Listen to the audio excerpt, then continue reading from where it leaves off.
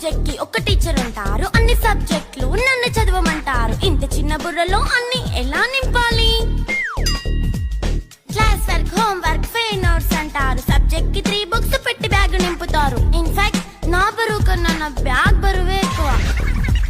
క్వశ్చన్లు, ఆన్సర్లు, సర్ప్రైజ్ టెస్టులు తమ్మి దాటుకొని మళ్ళీ స్కూల్ వ్యాన్ ఎక్కేసి అమ్మయ్య ఇక ఇంటికి వచ్చేసామనుకుంటే మార్క్స్ తక్కువ వస్తే చెయ్యాలి అసైన్మెంట్. రిపోర్ట్ కార్డ్ చూపిస్తే ఇంట్లో ఉన్న పనిష్మెంట్. హోమ్ వర్క్ చేయమంటూ మమ్మీ చంపుతుంటుంది. ట్యూషన్ టైం అయిందని డాడీ తరుముతుంటాడు. డాన్స్ క్లాస్ కి వెళ్ళమని తాతయ్య తిడతాడు. స్నాక్స్ తిని వెళ్ళమని నాన్నమ్మ ఆపుతుంది. ఇక అన్నీ అయిపోయాక కాసేపు టీవీ చూద్దామంటే మమ్మీ ఎంట్రీ ఇచ్చింది. బెడ్ ఎక్కమంది. చిన్న నాప్ తీసేలోపు తెల్లారిపోయింది.